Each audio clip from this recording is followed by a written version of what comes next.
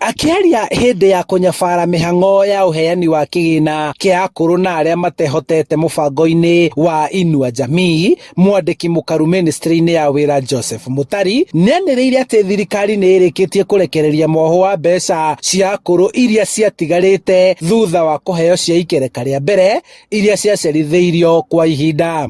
From today henceforth we shall be paying this money monthly. We shall not be paying the arrears. Today marks the end of the arrears. Mutari ugite thirikari iri mĩeri-inĩ ya mũico nĩguo kũgarũra njĩra ya ũrĩa akũrũ aya marĩamũkagĩra mbeca ici, akiuga kwanjĩrĩria mweri wa mũgwanja akũrũ marĩtũmagĩrwo mbeca ciao thimũ-inĩ ciao o mweri. We are in talking terms with the M-Pesa CEO and we are still organizing the system to make sure that we be paying this money through M-Pesa. Of course, from the banks, this money will be done as our last mile to the beneficiaries or at their comfort of where they will be. Nĩ mũbango ũkenereirwo nĩ akũrũ arĩa meyumĩrĩtie bengi-inĩ itiganĩte taũni-inĩ ya Kiambu kwamũkĩra mbeca ici iria mweri ũyũ mamũkĩrĩte ciringi 8,000. Na sasa zimekamilika, zimelipwa zote.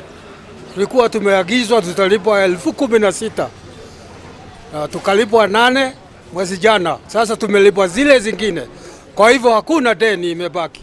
Tunashukuru sana serikali hii ya Ruto na Gachagua kwa vile wanatutendea sisi wazee. Tumeshukuru sana kwa hizi pesa zinatusaidia.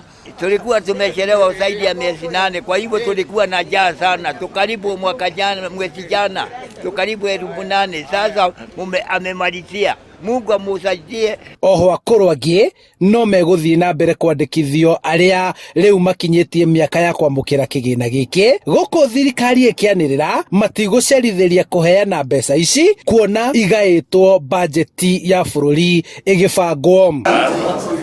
Handũ-inĩ ha Inooro TV kuma kaunti-inĩ ya Kiambu, njĩtagwo Charles Gĩkunga wa Kariũki.